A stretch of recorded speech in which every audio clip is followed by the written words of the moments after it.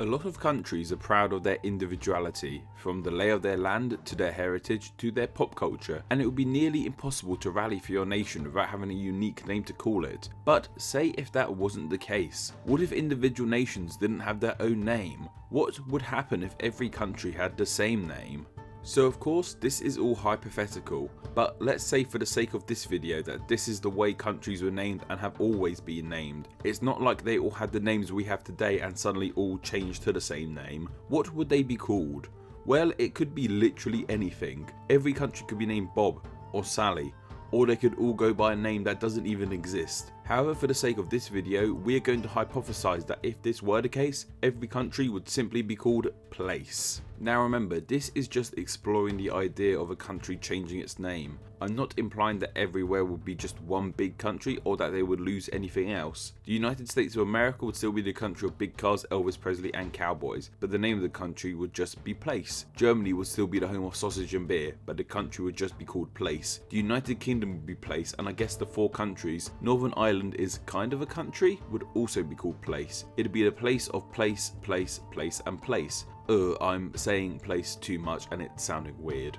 So now we've set up the situation of this alternative world where all the countries are called Place. How would this affect things? Well, the first thing that comes to mind would be the huge issue of organisation and understanding what country is what. Organisations like the United Nations would have issues trying to figure out what country is being talked about, with statements like the President of Place met with the President of Place to discuss the issue in place. This could lead to huge misunderstandings. We all know the stories of former presidents and world leaders getting countries mixed up because they have similar names. Imagine the issues that might arise if every country had the name Place. But perhaps it could even lead to a more peaceful Earth. With every country being called Place, it could lead to possibly a small section of racial abuse ending. There's a selection of racist names, none of which I wish to say here, for people that come from the name of the countries that those people are from. Say if in this alternate world someone attempted to be racist to someone else by calling them a placey. That wouldn't really make sense, as the person calling the other person a placey would also be a placey too. And racist names aside, what about non-racist names for citizens? What would a citizen of a country be called? If you're from England, you're English, and if you're from China, you're Chinese. So if we lived in this alternative world, would people from the country or place that we know as England be Place-ish? And would people from the country or place that we know as China be Placeys? And not only what would the people be called, what would the languages be called? Pretty much all languages are named after the country they come from, one of the biggest exceptions being Mandarin. The name Mandarin comes from the Sanskrit mantri. Mandarin was a term used for Chinese officials and eventually went on to become a name for the language. Perhaps if all countries were named Place, more names for languages would have been created in this way. Also, bonus fun fact, mandarins as in the fruit are named after the colour of the robes worn by the Chinese officials called mandarins. But language could also be our way of figuring all this out. If every country was called Place, but these countries still use the languages we use, then we could use what the word place is in their respective languages as the name for their country. This is something that already kind of happens in the world with exonyms and endonyms.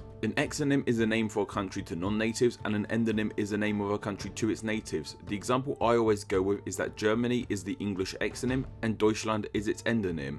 If every country in the world was called Place, then it could lead to a huge rise in popularity using endonyms outside their native lands, and quite possibly the death of exonyms altogether. In example, Place in Italian is luogo, so the country of Place, which in our world is Italy, could be known through the world as luogo, with its people and language being Luogian.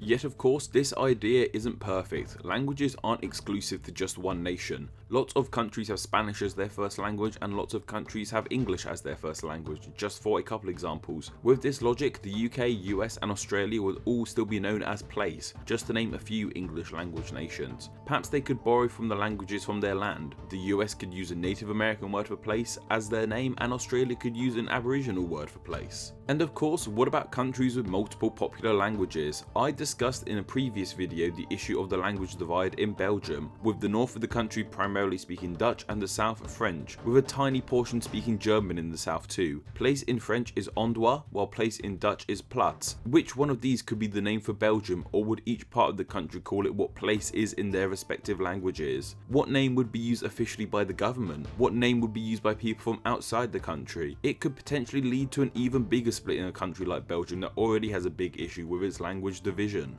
With language issues like this, what could happen is it could become more common for a country to be referred to as a whole by their capital city. So somewhere like Belgium in this alternative world could be known as Brussels, the country or place in East Asia could be commonly known as Tokyo, and the country or place in Northern Europe could be known as Stockholm. Yet of course there are still issues with this too. It could leave people who don't live in or anywhere near the capital feeling like they are being forgotten about or uncared for. And some countries have less than defined capital cities, like South Africa's three cities of Pretoria, Bloemfontein and Cape Town being the nation's executive, judicial and legislative capitals respectively. And what about the capital of Mexico, Mexico City? Would it still be called that, or would it be called Place City? And also people would get confused whether to call Australia Sydney or Melbourne, when they should really be calling it Canberra. But of course we can't forget about the biggest issue that would arise if every country had the same name. I would be out of a job.